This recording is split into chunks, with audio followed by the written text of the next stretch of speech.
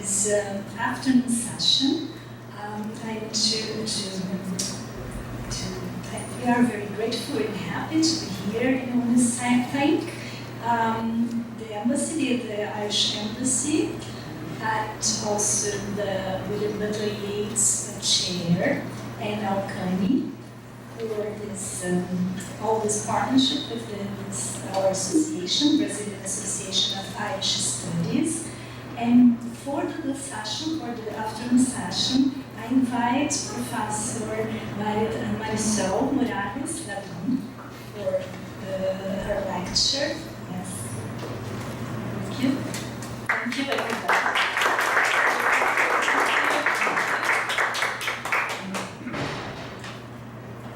I have to sit and read about a little bit. So, Professor Marisol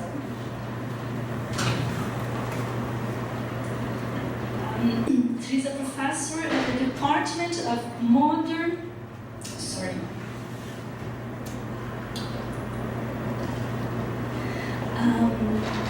she's a professor of English and Irish literature at the University of Alcalá, where she has been teaching since 1994. Trained in the fields of English philology, Hispanic philology, and psychology, her research focuses on gender studies and literature written by women. Her publications include Breve Introdução a la Literatura Comparada, 1994, and Las Poéticas de James Joyce e Luís Martins Santos, 2005. She has edited the monographs Post-Colonial and Gender Perspectives in Irish Studies, 2007, and Family and Dysfunction in Contemporary Irish Narrative and Film, 2016, and has co-edited Global Ireland, Current Perspectives in Literature and the Visual Arts, 2011, as well as two studies on feminist criticism. She's currently Vice President for Quality Management at the University of Alcalá and Vice Chairperson Europe of the International Association of Irish Studies. Thank you, Professor Marisol. This opening lecture is entitled In the Name of God, Human Intervention in the Natural Environment in Emma Donohue's Haven. Thank you, Professor Marisol.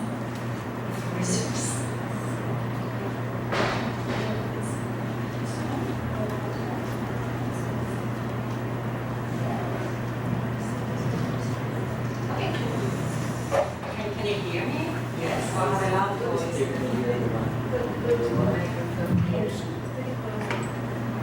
Because they are recording it.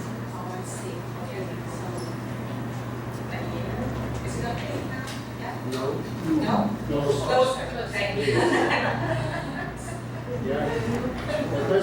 Okay, well. It's a bit intimidating anyway, but okay, thanks very much for that presentation, Elisa. I'm extremely honored and I'm very happy to be here today. I'm very grateful to be here, and I want to thank Marina Bofanines to be here now, and I will tell her person later. She's a colleague and a friend, and I'm also very grateful for inviting me to Laura Clara, whom I met many years ago, and also let me mention Miriam Chan, whom I really like. This is the spirit and the energy and the started our studies in Brazil.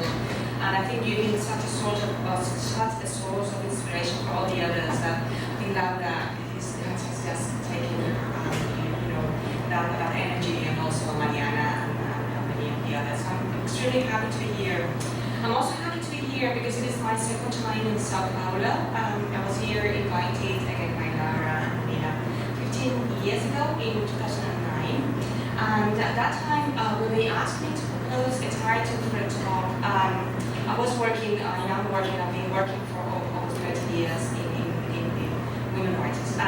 So I was thinking of two women writers that would be that were really important to talk about and who I thought were underrated at that time. And those were Judy Martin and Emma Donahue. Now, Judy Martin is probably still a bit underrated, even though a lot of criticism has come out in later years, but she has a distinct voice in that literature. I wanted to pick someone from the North and someone from the Republic, and those were my choices, and the two of them could be more different, okay? But I've followed their work. I actually started reading them in the early 1990s, and I've followed their work all over. Judy Martin is nowadays well regarded, but not as much as she should be. Whereas Emma Donahue, when I talked about her in 2009, I really wanted to kind of bring this idea of being a distinct voice in Irish literature, but she wasn't yet half what she is now. So I'm very happy that on this occasion, when I was asked again to propose the topic, I thought I would again talk about Emma Donahue because I've never stopped kind of writing about her work. I think her work is amazing. And when I was here in 2009, she hadn't even published Room. Room is precisely the novel that placed her in the star group and gave her the popularity that she has now. Even though I don't think Room is the masterpiece people think it is, I think The Wonder and other works by her I love it. But anyway, she obviously Room was filmed and it was had 4 Academy Awards, it won an Oscar, and many of her novels have been, not many, but some of her novels have been filmed as well. So I'm very happy to be here again talking about Emma Donahue because it, in a way, proves that many writers will always stay, and they stay because they always have something to say, they keep having things to say. So when I have to think about the title of the symposium, narratives of responsibility, Emma Donahue came to mind because she's extremely important. And for those of you who know her work, it is very extensive work, but at least a few of her novels, you will know that she is very committed to social issues and current issues that really need the need for social justice. And it's not only the triad of gender, class, and race, which are always present in her writing, but also environmental ethics, which is part of the talk I'm going to present today. So before I actually dive into the topic, considering that probably most of you have not read Haven, and it is a novel that it was very well received, but it's very recent. It hasn't, I don't think it has a wide readership because it is an Instagram novel. It's set in Central Ireland. So considering that, considering that I'm going to kind of rely on post-humanities theories, I'm trying to make my lecture as comprehensive as possible so that you can follow me. And so before that, I'd like to just very briefly introduce Emma Donahue for those of you who do not know her. She has, to me, she has a talent for telling and for retelling, for dressing and for redressing. She's prolific, she's multifaceted, and her writing has traversed all kinds of literature, and perhaps not only novels, short stories. What you see on screen now are only novels. Okay, she's also written film scripts and drama scripts, and she's written drama plays for the radio, short stories, literary history. In fact, she has a PhD she was awarded a PhD from the University of Cambridge on friendship among women from the 19th century onwards, which is a running theme in her writing. But she's not only transversed different genres, but she's also nationalities. She is Irish, she was born in Ireland. She's very Irish in many of the topics that she kind of addresses. But at the same time, she's been living in Canada now for almost 30 years. She moved to Canada for love. Very often she gets asked this question, did you move because also she's a lesbian woman? Did you move to Ireland from Ireland because you lived in a homophobic society? And she said, no, I moved for love. So it's a Canadian woman, so fell in love. They have 2 kids and they live in Ontario, Canada. And because he's been so famous and so well known, obviously the Canadian readership and in general the North American readership have claimed her, so that you will see her now labeled as Irish Canadian. And she doesn't care, she doesn't mind which label we actually use to address her. So she's Irish, she's Canadian as well, it's everything. So it's engaging issues such as dislocation, displacement, queerness, racism, environment, the female body, motherhood. And you can see there from her early lesbian romances, Steve Vai and Hood, which were really important in Ireland at the moment because Steve Vai was published only 1 year after homosexuality had been decriminalized in Ireland. So they were really important books. But after Hood, she started writing historical fiction with Slammer King, Black Mask, and The Sea Letter. That's a trilogy formed by maverick women, misfits society, sophisticated women that she unearths from history, and they are women who do not conform to the world. And from then on, she has written historical fiction apart from other novels set in contemporary times. These three novels, this trilogy was also followed by From Music that was set in the United States. Some of the novels were set in Ireland, some others in Great Britain, like To See a Letter. From Music is set in the United States.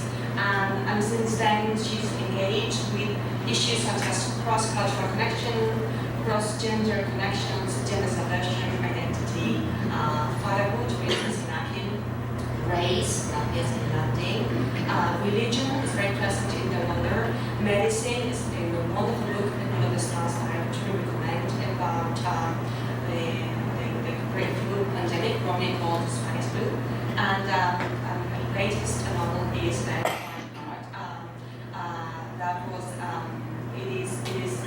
it's about the love and friendship of two women in the 19th century. And she's just finished her 60th novel, The Paris Express, and that will be coming out next March 2025. She has more than 20 works of fiction at the moment. These works attest to is her interest in pressing concerns and urgent issues that need to be addressed and need to be explored, and with the idea of persisting in action. So, although Jonah Hill's work is very diverse, very plural, and there are two main concerns that I've been able to identify in all her writings, and that I believe sustain the architecture of her novels, which are enclosed spaces and historical settings. The enclosed spaces are very important because most novels are character-driven novels. That's why some of them are easy to be filmed. Now they're filmed in Middle of the Stars, and maybe some others will be filmed as well. And these two frameworks, space and time, are really important for us as human beings because space and time define who we are and how we interrelate with the world. In many of the novels, these two frames, space and time, are further problematized by queerness, which is precisely what we have here. So what I want to say is that these are not inconsequential metaphors, cultural metaphors, but political signs of contestation, because their association with the universal, white, male, heteronormative, anthropocentric order has governed the construction of the expectations that we have of the self. And that's what she tries to deconstruct and transgress through the narrative. So these two concepts are precisely in her painting, to be the focus of my analysis today for two different reasons. So the first one I mentioned before because it's an novel that has received very little attention in spite of the political commitment that it has. And secondly, because the novel was marketed as an adventure story of survival, on an uninhabited land, a kind of Robinson Crusoe narrative. Although the author's intentions and concerns about the environment clearly go beyond these simplistic inventions. Also, among all her historical novels, Haven addresses the nature-human debate. And it's very important the way she talks about the uses and the abuses of nature that human beings have wielded for centuries. Now, I'm now connecting with the theme of the conference. We all live in critical, difficult times, and there are various crises that we are actually facing, and they're being presented as threats to our stability as a human species. We cannot say the opposite, that we should focus our out of a system and irresponsible use of the environment, together with our indiscriminate use and abuse of non-human waste, of use and abuse of environmental resources, is what places us precisely at the end of the example people will say at the end of this climate midst of the climatic emergency that threatens the stability of the planet. Now, these concerns are not new, but it's new is our attitude to these concerns. So, in recent decades, these concerns have become urgent and have been addressed from several different fields, including the humanities. So, writers, creators, artists have often used literature as an instrument to mobilize and provoke action. And that is the case, it is my belief, that is the case with John Hughes' Mr. Novel Haven. Haven has said, I will later give you a larger summary of the novel, but just for a start, Haven is set in an island that is known today as Skellig Michael. It is the largest of the Skellig Islands in Ireland. It is a protected natural space. It is a paradise for biodiversity, and it is a UNESCO World Heritage Site since 1996. Access nowadays is very limited to wild systems and sea and weather conditions, obviously. But the remains of the Christian monastery reveal that there was human life, and that human life survived there for some time under extreme circumstances.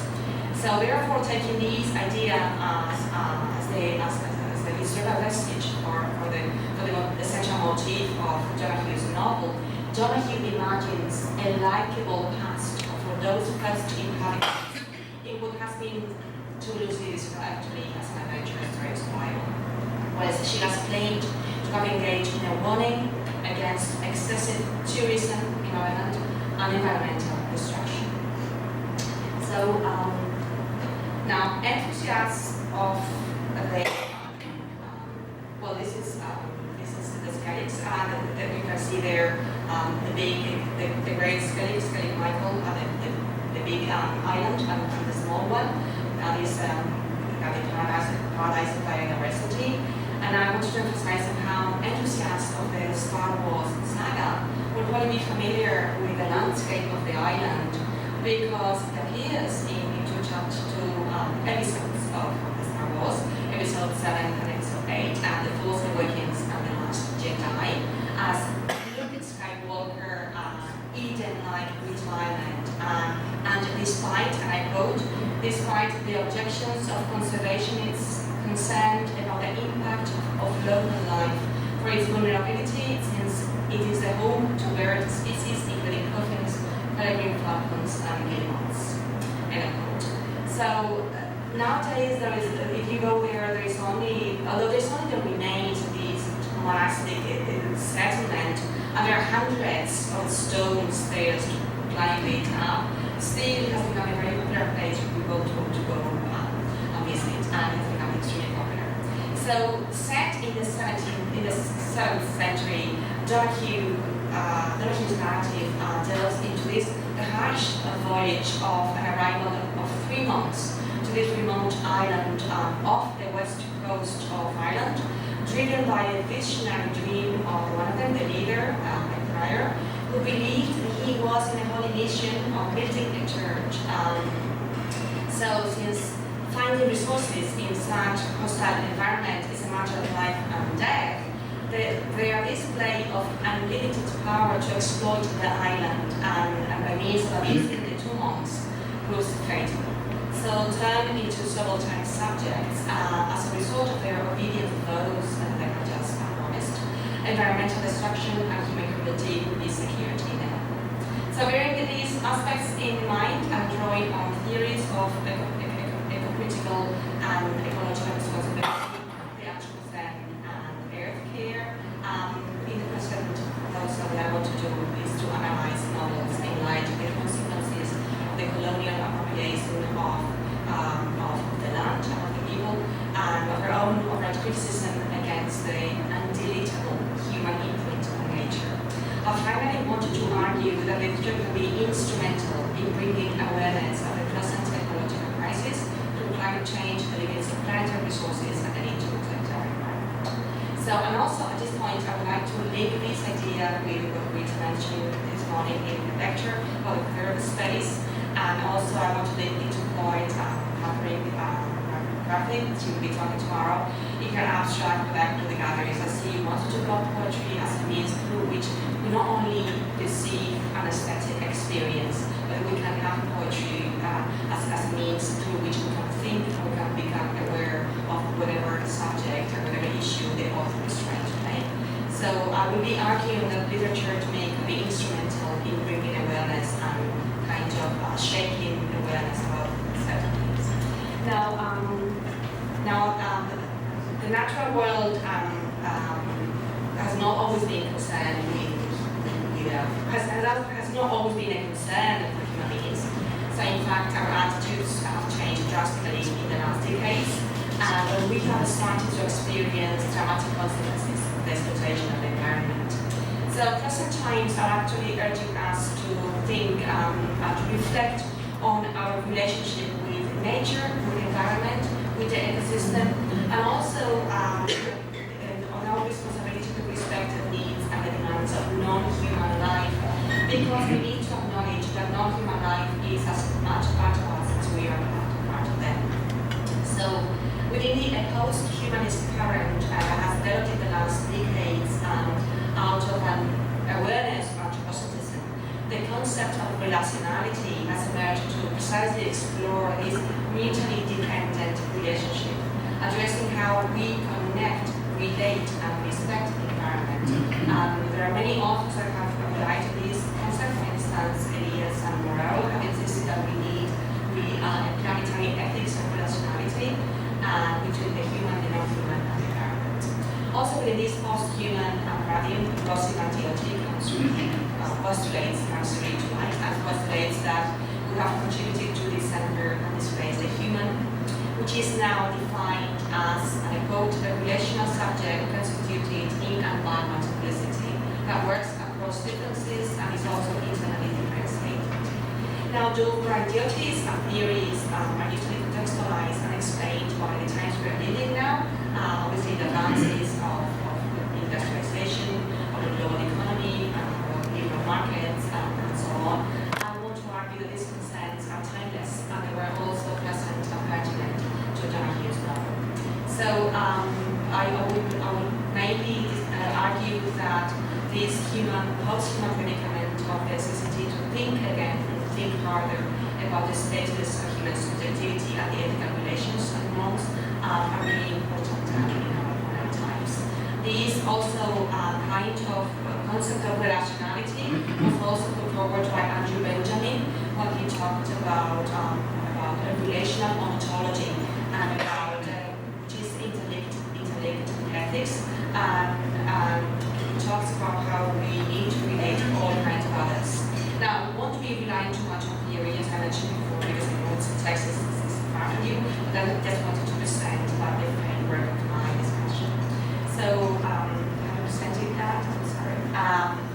Now, Harris 2022 Haven initially looked very unlike previous Donahue's texts because of the spiritual and religious concern, because it is grounded in Christian belief.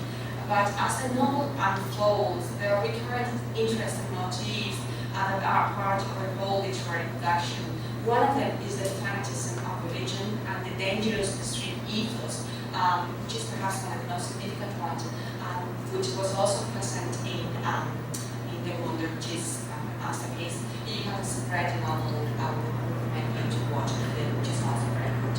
So as it is common in Donahue's novels, there is always a final twist that both explains and changes the course of the events, usually in the form of a concealed secret that with sexual undertones about sexual identity and queerness. So the novel is set in what looks like a haven.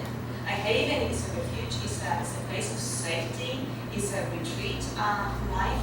According to the prior, it is the place where they want to go to find purity. And this is a story of survival. This closes a story of a narrative of abuse, both in personal and territorial terms. So the novel is set in the 7th century, and it reconstructs the story of a priest, a prior, who has a dream. Rather than a dream, it is a vision. And in his vision, he thinks that God has a mandate for him. He has to set up a monastery on an island. So with that purpose in mind, he chooses 2 companions, 2 monks of different background, age, and character, with whom they set on this dangerous and most unlikely journey. He warns them that they shouldn't fear anything because God will provide, but also that there is no turning back, as they will never be able to go back to Ireland. So these 2 companions are the 2 other characters are Cormac. He's a mature man who has recently embraced faith. He is a widow. He was married, but he has an ability to build anything from nothing, and he is perfect for the journey. And also Trian is the most important character in the novel. He's a young man whose compassion, human values, and ability make him really naturally good. And he has a talent also for working and for obeying, so he's perfect. Now, setting on sail and drifting, into the Atlantic, upon their arrival in the island, they start a new life. It is a virgin island. It's very important. It is a virgin island. A paradise for autochthonous plants, vegetation, and thousands of birds. And the prior is happy because he's found this untouched island. Because, as he argues, if the island has never been settled, that means if an island has been settled, it means it's too fertile. So their purpose is precisely the opposite. So with that purpose in mind, they use any possible resource provided by nature so that they can survive. However, neither the wild birds nor the scarce fish nor the native plants is a stay. Their struggle to survive is aggravated by the harsh and inhuman treatment of the prior, who is unable to see beyond his irrationality and his obsession to pursue his visionary dream because he's been commanded by God. So that's what Emma is trying to do, is trying to present the consequences of an excesses of religion. So his cruelty, his violence, his fanatism make him a colonialist, ready to punish and to repress the subaltern others, who are forced also to inflict as much damage on the island as to themselves. Until there is a final twist in the novel, and in the end, it is the lack of ethics, the lack of these ethics of rationality between nature and culture, between the human and non-human, who brings the drama. So, Donahue was inspired to write a novel after she took a boat trip off the coast of County Kerry. When she saw the 2 islands that she hadn't seen before, and she said that by the end of the ride, she had the whole story in her mind. Now she tried to visit the place on several occasions, but she couldn't. And then in the end, she was derailed by the COVID pandemic, and still she did all the research to write the novel. And precisely in the course of writing the novel, she realized that she would never want to go there. And that on the one hand, it wouldn't make any difference on the writing of the novel, and on the other, her novel is precisely a warning against excessive tourism on this protected landscape. So what we know, I'm talking now in historical terms about the islands, is that archaeological records have shown that in between the 6th and the 8th centuries, a monastery was built there, and they think it was probably abandoned in the 12th century. Meanwhile, the Vikings and there were other invasions in the island. But after the 12th century, there are no human remains or traces or anything. So Donahue said that he wasn't concerned about that. That is not her interest.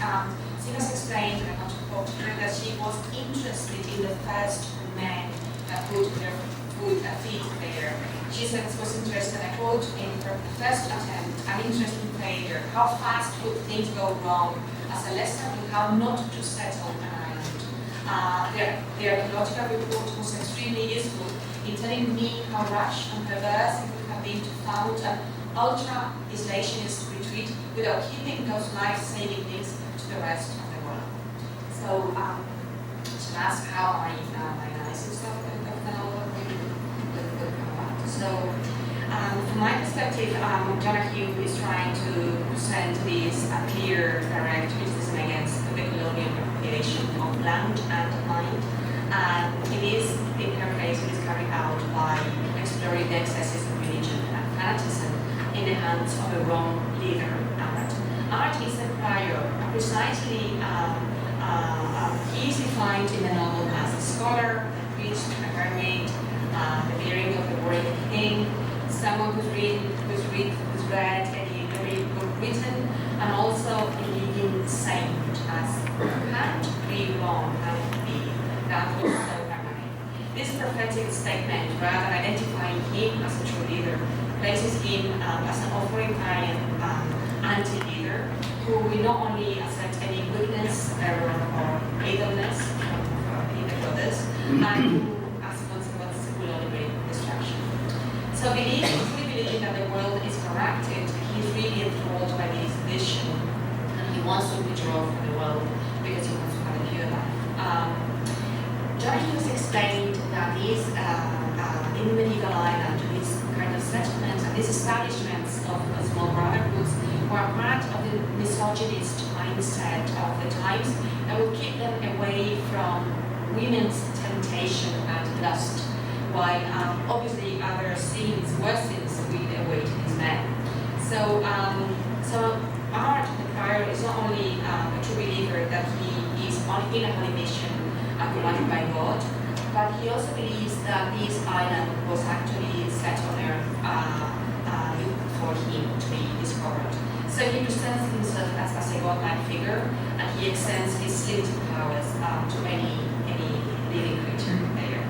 So as a result, obviously, he's of this authoritarian irrational faith is delusional. So even if there is nothing to eat and they are really kind of dying of hunger, he still believes that it is God's mandate and that God will provide. So their days are spent praying, fasting, and working, following, of course, Saint Patrick, who for the prior is the holiest of the saints, because he was the first one to bring the gospel to Ireland. Therefore, they practice the ora et labora ethos, and they use faith and their strength. But their island is no Eden. And while Cormac and Tryon, they engage in fishing, anything eatable or copying the scriptures, sowing or protecting them from damage caused by the wind and rain, Art, the prior, spends his days meditating and praying. So he insists that they have to nurture their souls before they feed their bodies, and therefore the drama will come. So, for instance, for him, carving a cross, building an altar, or erecting a stone church are more urgent and more important than actually securing their survival. So, taking his fanatism to an extreme, he's really harsh not only on the others but also on himself, and he self-punishes himself whenever he finds that he's being arrogant or not humble, and even though all the others are compassionate about him, he says that there should be no mistakes will never be allowed. So basically what he does is follow the Bible, and as he says, he reads the Bible and he takes the Bible at face value. And if we go to the Bible, to the Genesis, according to the Bible, nature was created by God, who saw that it was good. Then, after God created nature, God created Adam. He created Adam in his own image. And then he created Eve after Adam's rib, so that they could, and that's a quote you have here, so that both could be fruitful and multiply and replenish the earth and subdue it, and have dominion over the fish of the sea, and over the fowl of the air, and over every living thing that moved upon the earth. So these lines of the Genesis are rephrased by Art in the novel, and obviously places them as the first humans who will feel always and from then on as superior to non-human creatures.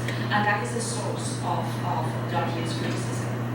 So, however, the Bible is not free from contradictions, and Tryon, one of them, is quick to say say, to tell the crier that that's not true because Adam and Eve only ate fruits and nuts. And it was only after the flood that God told his people that everything that lived and moved would be eaten. So it's interesting to actually analyze the Bible and the influences of the Bible on how the theory of ecology has developed, because this has proved to be very controversial. Many writers like Stephen Gross, you have in the screen, he believes that this analysis of the Bible is misleading and it has misinterpreted the basic ideas, but that this has been the source of natural destruction that we have brought to the planet. So in this analysis of ecology of Genesis, he actually addresses the issues of increased pollution, global warming, and devastation brought by what he calls the anthropogenic lifestyle.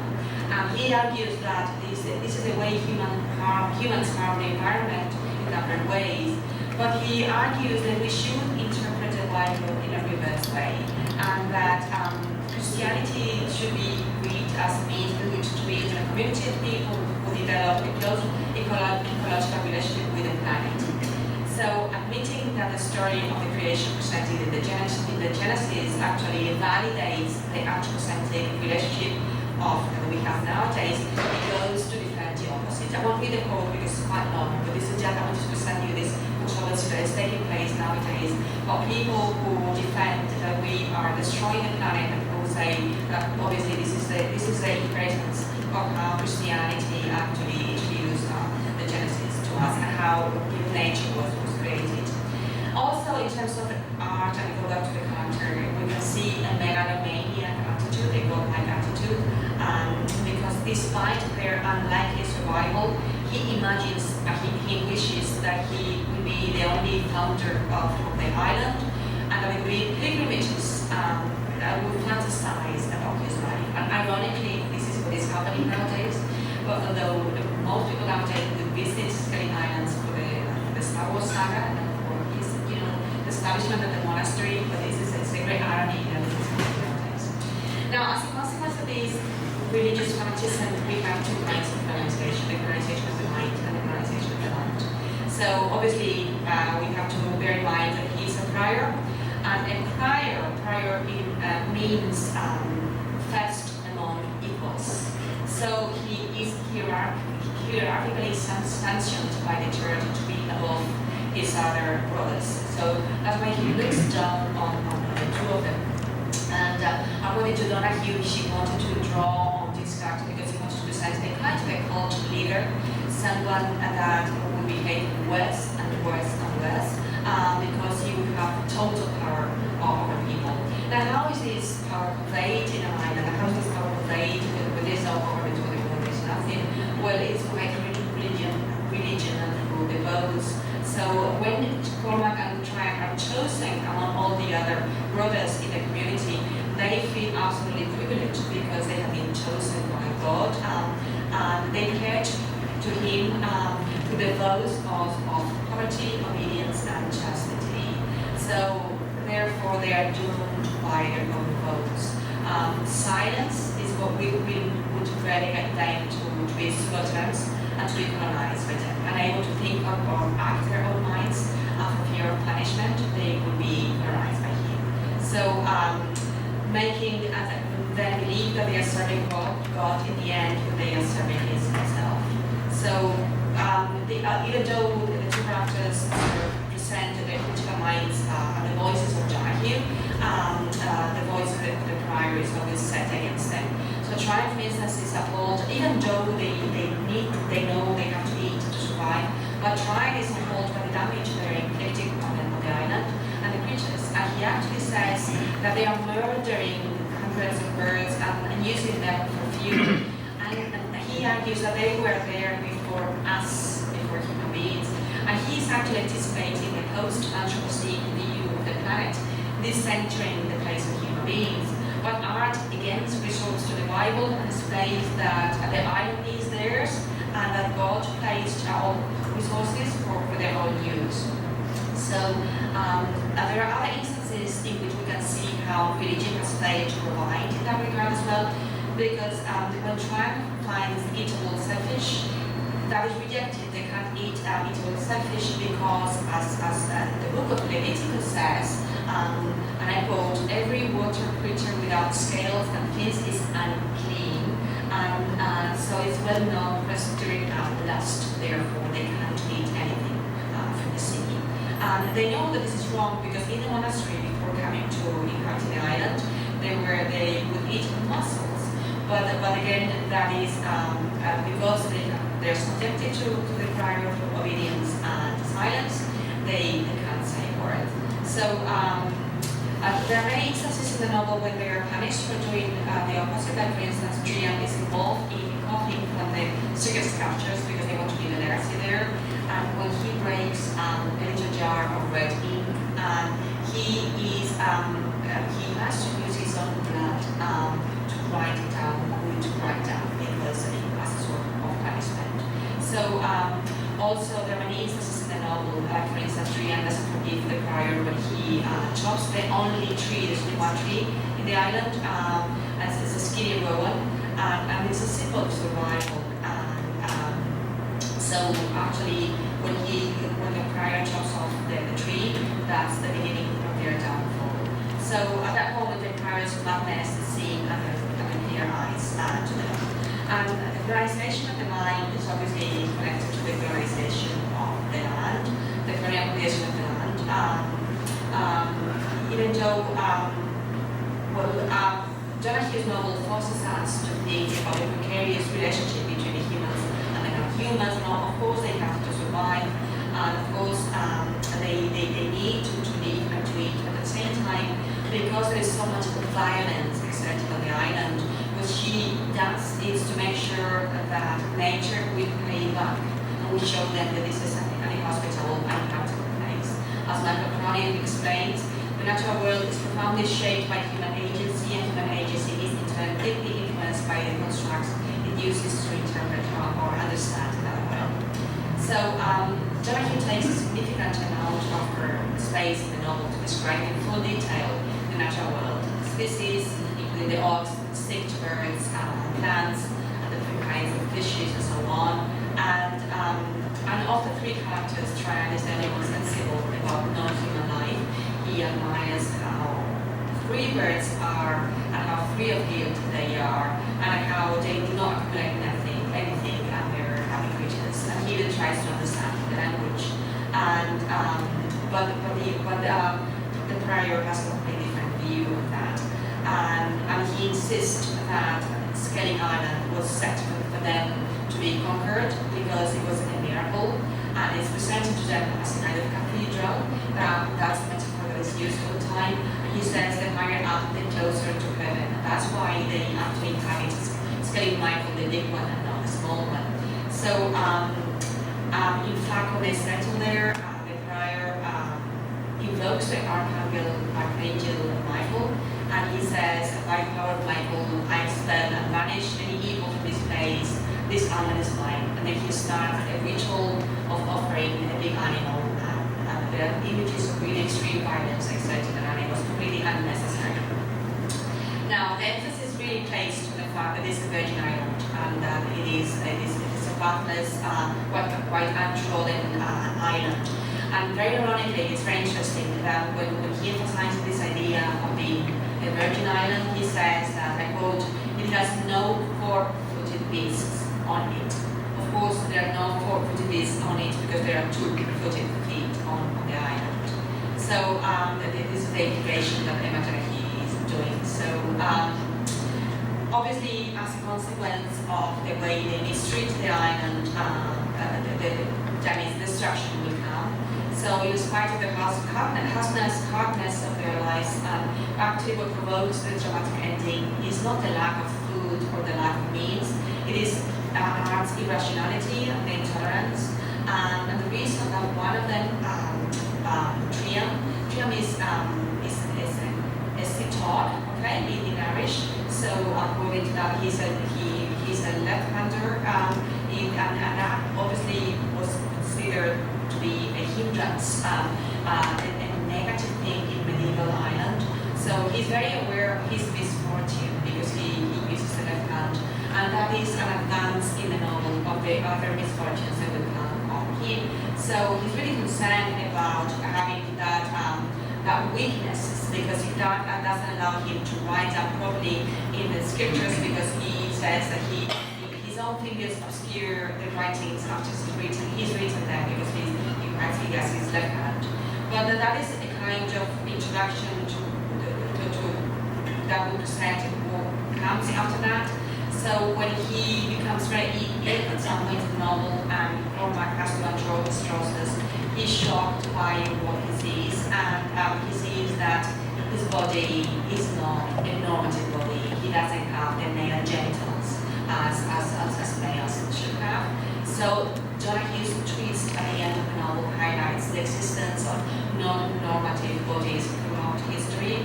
And the importance of these, on the performativity of gender and fluidity, is clearly addressed in the novel, when the novel shows that in early medieval Ireland is really much more plural and fluid than it is often supposed, and that's when the reason of the clear motif to write the novel comes to light. So Trian has a kind of an intersex identity, a queer appearance in the eyes of others, which obviously make him a prey of violent intolerance. So his body is, according to medieval belief, his body is outside the logic of normativity. So these individuals were considered very impure, not only oddities but impure, because he was neither male or female, he had to be punished. Now Cormac offers a different view, and he actually invokes Cuchulainn. And he says that maybe he's neither male nor female, he's both. So he's as great as Cuchulainn, because Cuchulainn had 14 chopped fingers, and that strangeness made him extraordinary. But that is taken as a heresy according to the Bible, and therefore he's expelled from this such a small community. And he's expelled from the community because since he doesn't have the male organs, he can't vow chastity. And so he can't be a monk. He's impure. He's not worthy of any love. So you have a quote there, Artementus there, when he sees his body. He's never seen one of these botches that Pliny calls androgyny, not a true male made in God's image, not a true female, shaped by to bear young. Neither fish nor fowl intends its stomach. Therefore, he can't be a brother anymore because he's not a man, and he's not a whole man, therefore he can't hold chastity. He's incomplete, and he's not qualified to be there. So he's outcasted. Ironically, in this sad moment in the novel, Trian does not understand what is wrong with his body. He was born with that body, and he prays to God, and he says, beyond shame now, it seems, even beyond grief, he's weak as water. He remembers he hasn't eaten since dawn. He sees down on the rock, he feels very old. He says, he is the salt, he's trying to recall. For you are God, my only safe haven. Why have you cast me off? So this precisely epitomizes the drama of his condition. He's been othered for being different, and he's been abandoned by Christian God. So that is the ending of their life there. That is the ending of Christianity as well. And I want to add to the metaphor that runs throughout the whole novel.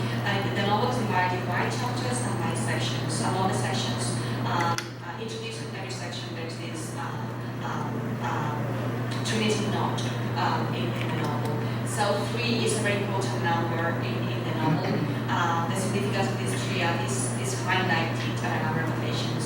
At a symbolic level, as I mentioned, each text is marked by the Celtic image of the Trinity knot, which has 3 interconnected arcs, also known as the Celtic triangle. The 3 need each other. There are many quotes in the novel that says that together we survive.